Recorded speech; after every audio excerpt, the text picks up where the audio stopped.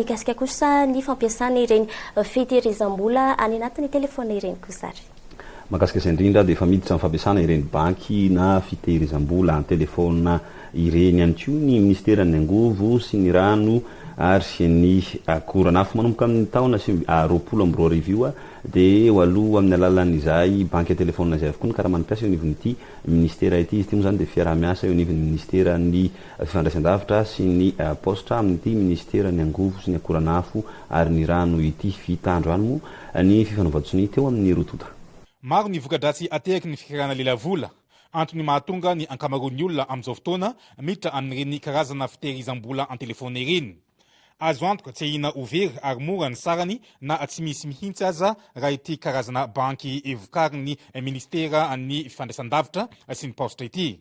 Ny ministerany angovo, ny rano ary ny ankoranafo no hampiasa izany voalohany ka haloha mivantana amin'io ny karaha manimpiasa rehetra eo anivon'ny ministera. Manomboka amin'ny voalohan'ny volana janoary amin'ny herintaona zany 2024 dia tsy hisy tsony eto amin'ny ministera sy eo amin'ireo organisme rattaché amin'ny ministera fikirakirana lelavola fa tsy maintsy zany izao dispositif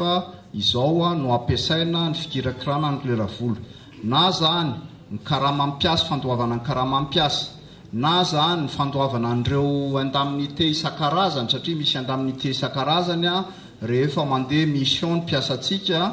dia ho ampiasaina zany ity ka tsy maintsy misy fandaminana amin'izay fampiasana fampidirana tsikelikely an'ilay fampiasana an'ity postra mobile sy postra hypoketra ity fa ny tanjona efa napetraka zany dia hoe manomboka amin'ny voalohan'ny volana janoary 2024 dia dématérialisé zany ny fikirakirana ny vola eto amin'ny ministera sy eo amin'ilay organisme rattaché. Antenena ihany koa ny paritahany ity banky telefona ny posta ity mba hampihenana ny tsy fandriam-pahalemana sy hidirana akokoa mankany amin'ny tena fampandrosoana.